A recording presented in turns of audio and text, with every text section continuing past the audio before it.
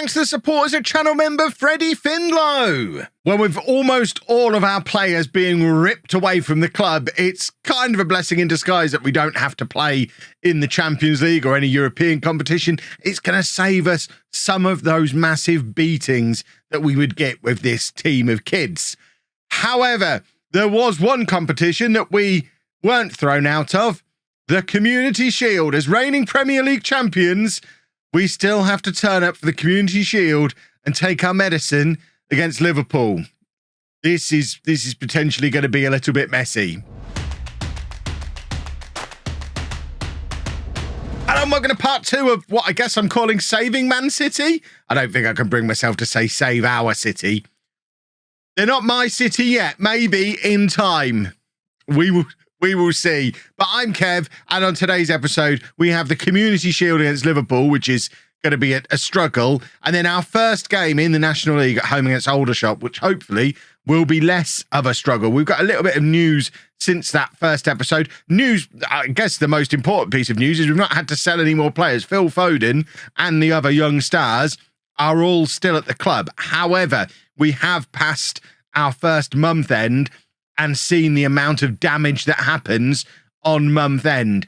Our total expenditure, £25 million a month. The vast majority of that, of course, is going on servicing all of this debt. It's £23 million a month to service the debt. Another £500,000 or so a week in wage budget adds up to 25 million. That is the full extent of the money going out of the club each month. And the money coming in is nowhere near that. We've actually gone out and taken out another loan, a £17 million loan to just cover the monthly payments on the existing loans. And we're still overdrawn and still over our wage budget.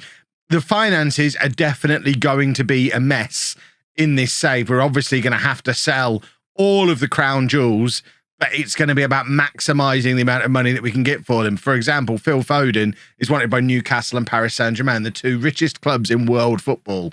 We can't be selling him for 30 or 40 million. Can we get his value at 50 to 67? That's like 2 or 3 months' expenses. That if we could sell him for his value there, that gets us to Christmas. If we can sell him for double his value, which we'd certainly be able to do if he was still in the Premier League, that gets us a long way through this first season.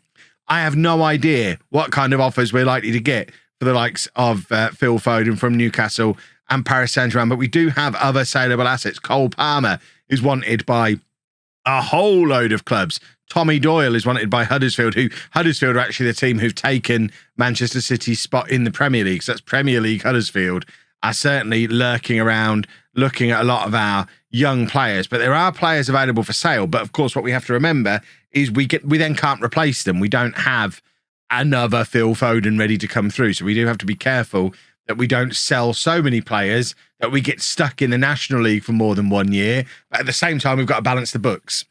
It's going to be a tricky one, but we can worry about all that later in the episode, tomorrow's episode, because now we do have to go to the Community Shield and take our medicine. I don't know why it's being played at the King Power Stadium. I'm pretty sure this is usually played at Wembley, but I guess we've both travelled down from the Northwest to the Midlands to hang out in Leicester, and this is the team we're putting out there for the Community Shield. It's James Trafford in goal. I'll show you the players, introduce you to them as we go through. So James Trafford is a 6'4" goalkeeper who's had 2 seasons playing in, or 1 season playing in League One, half for Accrington, half for Bolton. He certainly should be good enough for us in the National League. Obviously not good enough to face Liverpool, but Trafford, decent opening. Josh Wilson Esbrand has never played a game of football in his life. He's the left back. At right back, we have Jan Couto, who there might be some question why we've still got a Brazilian Jan Couto knocking around the club, because we just kept all of the homegrown at club players when I was designing the database. So that's why he gets to stick around and will make his Manchester City debut in this game. He was originally a £5 million signing, so high hopes for him, maybe. Taylor Hardwood-Bellis is a centre-back who's never played a game for Manchester City, however, does have a couple of seasons at championship level under his belt. Blackburn, Stoke, he played for Anderlecht for a year as well. He'd be someone who's probably on the cusp of the Manchester City squad in real life and shouldn't look too out of place in this game, hopefully. And then Callum Doyle is a centre-back who had a season on loan at Sunderland, playing a full season for them. So again, these are players who are definitely good enough for the National League. It's this Liverpool game that's going to be a problem. Tommy Doyle is a defensive midfielder. I don't know if he's the brother of Callum Doyle. Are the Doyle's brothers? Callum Doyle is 18 and was born in Salford. Tommy Doyle is 20, so they're not twins, and he was born in Manchester. I think there's a good chance those two are brothers. I'm sure you'll let me know down in the comment section.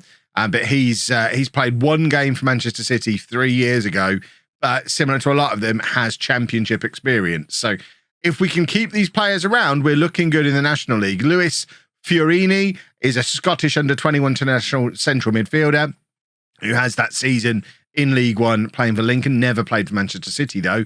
James McAtee is a name that will be familiar to anyone who's been watching my Twitch save this year, because he was a key part of my Servette team in the Swiss League on Twitch and has a couple of games in the Manchester City first team in the Premier League. Phil Foden, obviously we know all about. Cole Palmer on the other side is another of the more familiar names. Those two are certainly going to be absolutely crucial to our attacking success. And then Liam Delap up front, legend of non-lethal legend a couple of years ago, became an absolute superstar. But again, not really got anything to show for him in this universe just yet. And then the bench is full of a who's who of starter club players in non-lethal legends over the years, the likes of Finley Burns, Shay Charles, Micah Hamilton. These are players who, even James Trafford, we've had in other saves before at kind of National League level. So we're going in with a 4-3-3 vertical tiki-taka. We're only doing a balanced mentality. Normally, you know me, I'd want to do an attacking mentality, but I figure we probably shouldn't attack against Liverpool with this bunch of players just yet. Anyway, let's just make sure we've got everything set up correctly on here. Of course, we haven't. So let's just do our normal setup here. That all looks about right. We'll set that for behind goal. And I think that is how we normally have matches set up. I haven't done a new save for ages. Does that feel slow? That might feel a little bit slow. Oh, there you go. It's kicked in. It was just a slow start to the game. And I mean, the main guy, do you like my lovely sky blue, my full sky blue suit, shirt, tie, shoes, all sky blue. If we win the Community Shield, I'll buy that suit. I don't think I can buy that suit in real life. I shouldn't make promises that I can't keep. But ultimately, I think I'm probably safe making that promise, because I don't think we've got any chance at all here today. If we beat Liverpool, then I'm very confused about what's gone on. I can only assume it would be Liverpool going easy on us. Let us having one last moment, one last trophy before the long slog begins. Right, we've got one of the Doyles playing it forward, looking for Wilson Esbrand. You're gonna have to help me with some of these names, boys and girls, in the comment section. Now it finds Couto on the right. We're actually doing all right for possession here. Fiorini running forward, plays it out to Wilson Esbrand on the left-hand side, and we've got an opportunity here. He plays it across for Fiorini, and it's straight into the hands of Adrian in goal for Liverpool. Have Liverpool played they've not. I thought they might have played a rotated team with Adrian in ahead of Alisson. That's pretty much the only area where it doesn't look quite right. Bernardo Silva, by the way, in central midfield for Liverpool. That's obviously all the players who were at Manchester City previously have scattered off in different directions to go and play for other clubs. And Bernardo Silva has gone and slotted in to the Liverpool midfield and filled a bit of a gap that they might have had in their team. But other than Adrian in goal, it is a pretty strong looking Liverpool side. And for us to go 33 minutes without conceding a goal, I think we've got a lot to be proud of here. The boys are doing us proud. This is probably the last time we're going to be on telly for a little while. That's not true, is it? We all know from what's gone on with Wrexham and Notts County over the last year or so in the National League that you get a big team doing fancy things in the National League. They're on telly every week. So there'll be plenty of Manchester City on telly. And James Trafford has just made a save. I mean, he made a little bit of a meal of it. He's kind of pushed it into the crossbar and had a little bit of luck. But we have maintained our advantage, our clean sheet that we've got at the moment. We're actually ahead on XG as well. I mean, we haven't looked like scoring at all, but we have done incredibly well in this first half. Jan Couto with the cross, looking for McAtee, who can't get there ahead of Bernardo Silva, the turncoat. But Doyle, one of the Doyles, is there to stop Mo Salah in his tracks. And now it's Palmer on the right-hand side. Plays it in, looking for Delap, but Virgil van Dijk is more than the match for Liam Delap currently. And now it is Bernardo Silva out of midfield, gives it to Luis Diaz just before half-time. This would be a blow. We played so well, but to concede now stings, and it is Mo Salah on 46 minutes. We survived a regulation-length first half before conceding against Liverpool, and I guess now I've got a decision to make. Do we try and get back into the game? Probably not. Or do we just leave things as they are and hope that it doesn't become a demoralising embarrassment? Because, of course, the bigger game for us on the horizon, we've got Aldershot to worry about. We don't care. And this is the change of mentality Manchester City fans will need. We no longer care for the next 10 years, probably. We don't care about beating Liverpool. But beating Aldershot, that's a big deal. And that's what we've got to be focused on. So I guess we try and maintain a close scoreline in this match. And why have we done a short corner? My word. We're not fancy anymore. Phil Foden, bless his cotton socks, doing a little short corner for us, trying to remember the good old days. He doesn't understand what's gone on around him. He doesn't recognise any of these players, and all of a sudden he is the main man. There's Fiorini, and there is Foden trying to get in behind Konate, but couldn't quite get there ahead of him. Of course, Phil Foden is as good as any player in this Liverpool team. So if the right opportunity falls to Foden, then he could quite conceivably grab us a goal. But it probably isn't going to count for very much because Liverpool now have their second. It's very easy. It's Diaz rolling it across to Mo Salah again. It's his second of the game. And this is where the floodgates could be opening up. And we need to hope that it isn't going to get too drastic. I mean, it's got a sting having Bernardo Silva being the man who plays that ball forward and creates that chance.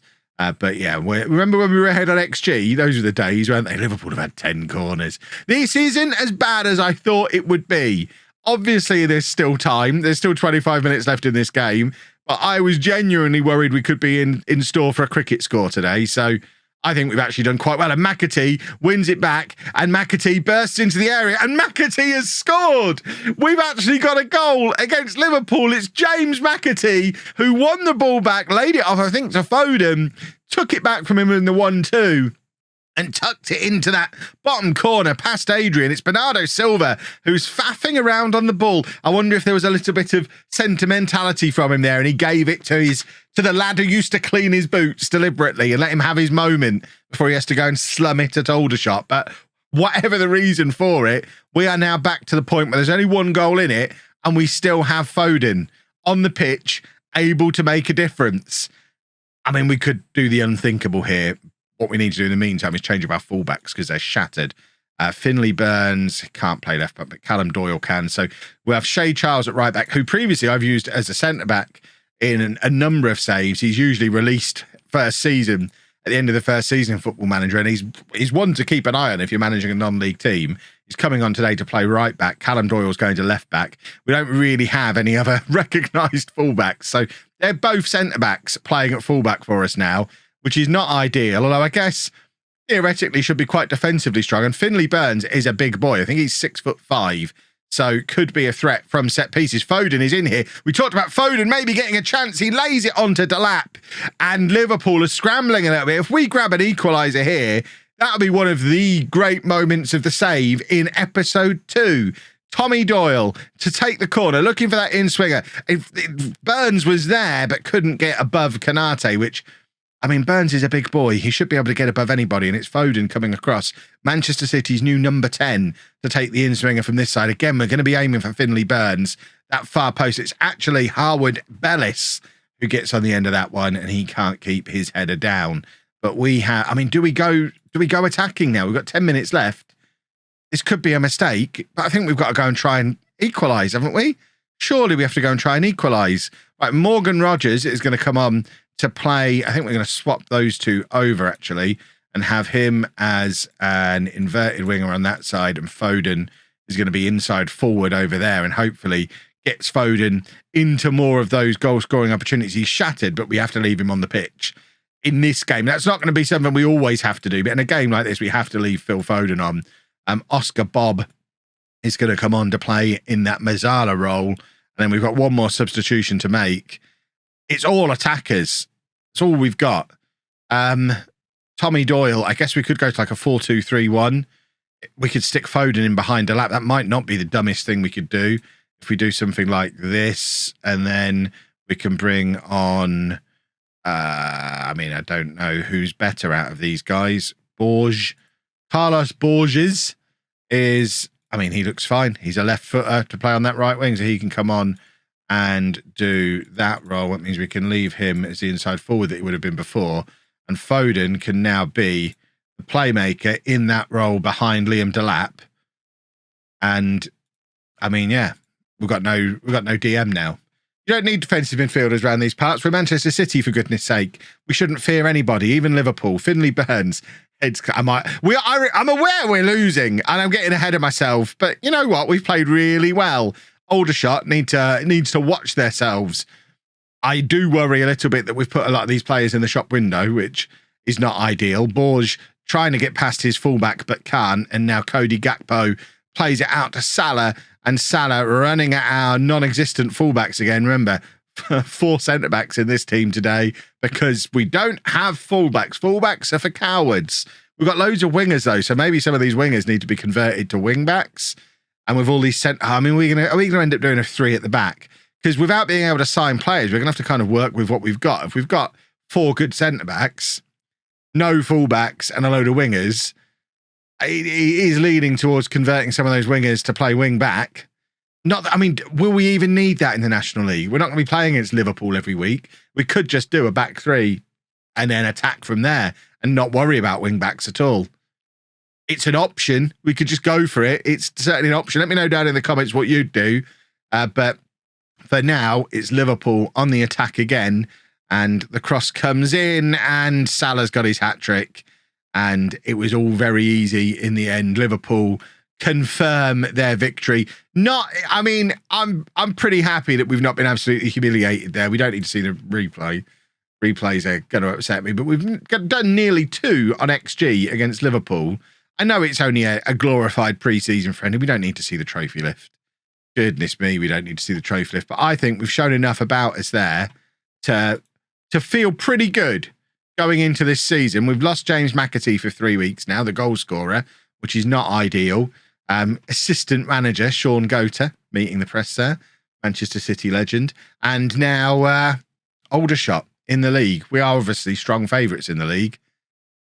I said we've got a load of wingers. Wingers are the one area where we don't have players in the Dream 11. Will we still have Phil Foden for the first game of the league season? Who knows? So just the one change for the Aldershot game then.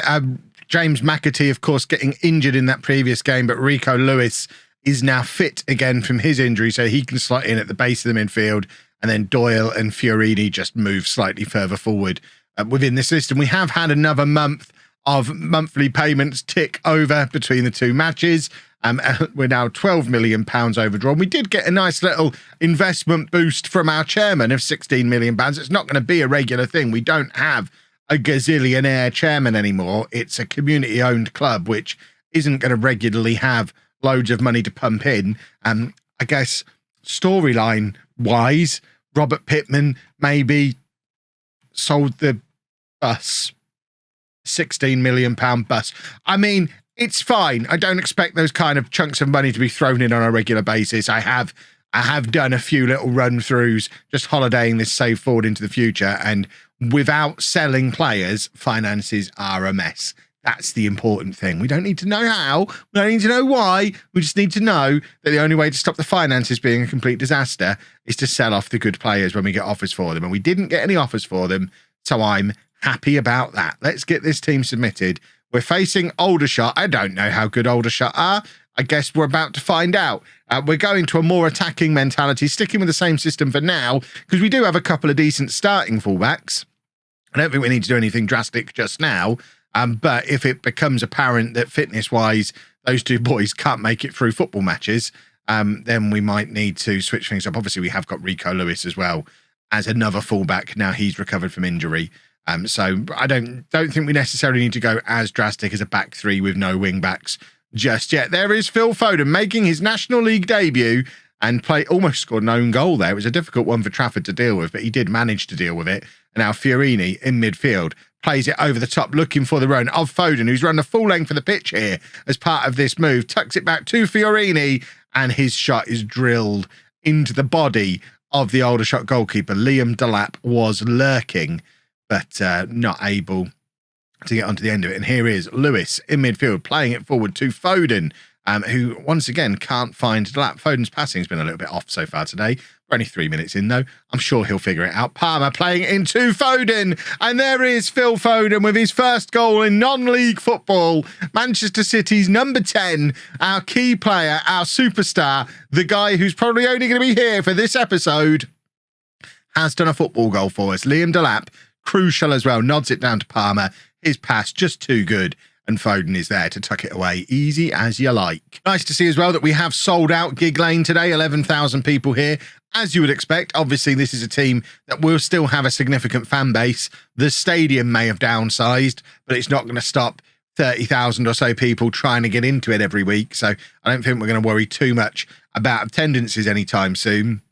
But obviously being out at Gig Lane, not owning our own ground, will become an issue in its own right as we move up the leagues, as you would expect us to do. Wilson Esbrand then with the cross to Palmer, who of course has the assist from the first goal. His header clatters into the crossbar, falls to Palmer again, and I tell you what, Cole Palmer's having a good game. We're only 10 minutes in, and Palmer has his second of the, our second. He's on a goal and an assist, and he looks like he's very well suited to play this role at this level. I mean, the worry, of course, similar to what we've seen or what we're likely to see with Foden, is that if he's too good, we're not likely to keep him. These boys who are obviously too good for National League football, don't expect them to still be here by Christmas. They might not go in this first transfer window, all of them, maybe. We might be forced to. Who knows? It depends what kind of offers that we get. But certainly by January, if they're ripping this league apart, you would expect them to be moving along, because why wouldn't they? We're going to be in a situation where we have to basically accept anything for them, even if it's not Paris Saint-Germain or Newcastle coming in for them. We're kind of in a financial situation where if we get a League One team offer us 2 or 3 million, can we really turn down 2 or 3 million for anybody? I don't know that we can. Delap plays it back to Foden, and his effort goes wide. Foden is, he's obviously involved in everything. He's not ripping the league up just yet the way I thought he would. I thought he'd have like 8 goals by this point of the game. It's interesting to see. I know there's a lot of stuff on YouTube where you trap Erling Haaland in non-league for a million years and stuff like that. I've never really done anything like that. I've never really watched anything like that. So I don't really know how much impact one outstanding player can have on a non-league team. And obviously that's not the situation we've got here at Manchester City. We've got a lot of very good players for this level. This is an 11 today that would probably do pretty well in League One. And there's players in this team who'd be good in the Championship. And you've obviously got Foden, who'd be fine in the Champions League, never mind the Championship. But I don't know. Foden's obviously a level above everybody else. I would just expect him to be 10 out of 10, 5 goals every match. And maybe that's not how it works. Who knows? Liam Delap with his header goes just wide, and it remains 2-0. Similar to how we weren't absolutely smashed about by Liverpool in the Community Shield, we're not yet smashing Aldershot around either. Doyle there with the near post corner. Love a near post corner. Can't keep his header down. What we have done, though, it's certainly more one-sided than that Community Shield was. We've not let Aldershot have a shot yet. Well, they might be about to get one here. Doyle, though, is there to head clear. But surely this is going to be their first shot. And not only is it their first shot, it's their first goal. Question marks over our goalkeeper. I mean, we don't have an option to bring in a different one. He's the best one that we've got. He was playing in League One last year, as we saw earlier on in the video. So you would think he should be good enough for this level. But he's faced one shot in non-league. And he's not even gone for it with his hands, which maybe we need to just explain to him what being a goalkeeper is all about. And he is allowed to use his hands in situations like that. It would make it much easier to stop the ball ending up in the back of the net. Fiorini then to Wilson Esbrand, and now Doyle to the other Doyle, Palmer, who's been fantastic today. Ball over the top to Liam Delap, who grabs his first goal of the season. First of many, I'm sure, for Liam Delap. He's the only actual recognised out-and-out striker we've got at the club. So we don't want him to be too fancy too soon, because if he gets 30 goals by Christmas and we have to let him go, we don't have another one on the conveyor belt. And we're on a 3-year transfer embargo. Not only have we got no money, but even if we suddenly found a load of money, we can't buy anyone for 3 years. So unless another wonderful striker comes along, we kind of need to keep Liam Delap at a level where he's really good for us, but not good enough for anyone else to want him. Wilson is brand to Palmer, and Cole Palmer is not going to be at this club for very long, is he? He has been absolutely fantastic today. What a first half performance from him. It's 4-1 at half time. It's been the Cole Palmer show. I guess the advantage he's got is he's playing on that right-hand side as a left footer, which Foden would probably want to do. But with Foden being the more senior, the higher ability player, we're playing Foden on the left. And Palmer is just having a field day, playing in the role that both of them would probably prefer to be in. We've made it 5. Oh, poor old Aldershot. Those of you who are a little bit worried about, I don't just want to watch you win 8-0 in every episode, worry not. If it becomes clear that we're absolutely going to run over the National League and it's going to be easy peasy, we won't spend a lot of time dwelling on it. We're not going to spend 10 episodes of winning 5 or 6-0 every match and then win the National League by 30 points.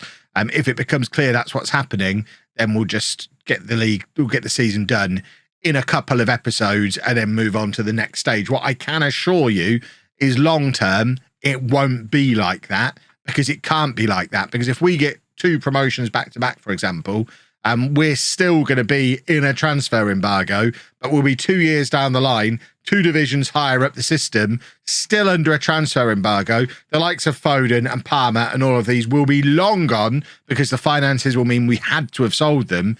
So we'll then find ourselves in quite a tricky situation where we've got no money, no players, and we're playing a higher standard of football. So the struggles will come. That's the point I'm trying to make. The struggles will definitely come, although it seems like not today, because we were 6-1 up at half-time. And now Phil Foden is running clear again. Look at him go. What a good boy he is. I mean, they're not even getting anywhere near him. Plays it into Delap, and Delap, I mean, it's a little bit iffy from Liam Delap there. His finishing seems a little bit off. He's obviously got 1 goal today, but he's had enough chances to have a double hat-trick by now. Palmer's been phenomenal, but Liam Delap maybe less so. And obviously the defence haven't really been tested apart from that 1 goal that Aldershot were able to run away and score. Fiorini playing it over the top, looking for Palmer again. And now Couto into the path of Foden, but he can't get there. Wilson at left back, which I think, until I learn to say the second part of his name, he's probably just going to be Wilson. And Liam Delap misses again. I mean, he's on an 8, so it's not that he's having a bad game, but goodness me, has he had a lot of chances and not scored them. My word. Right, we're going to bring on Finley Burns to play at centre-back, one of the many excellent centre-backs that we've got. I guess we could try one of these other guys up front.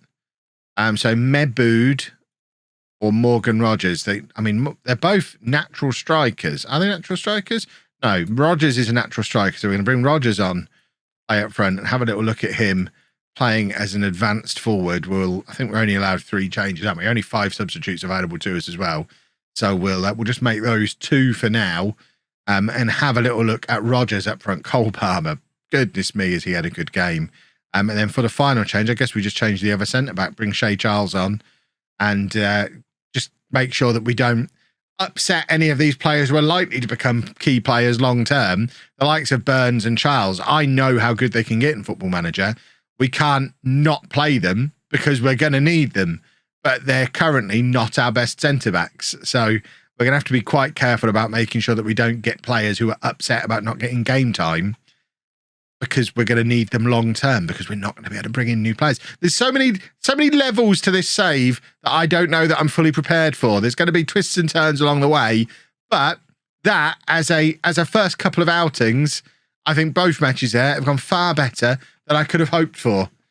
The goal now is to get through the deadline day without losing both Foden and Palmer. I think that's got to be the key. Obviously, one of them is going to have to leave to balance the books because we need the money. We've got to hope we keep at least one of them, because at the moment, they are running things. And that is what a performance from Cole Palmer. Goodness me. But we have managers lurking. Stay away. We want to keep our players around. If you've enjoyed that, please make sure you leave a nice big thumbs up on there for me. Subscribe to the channel for daily Football Manager videos. And thank you very much for watching.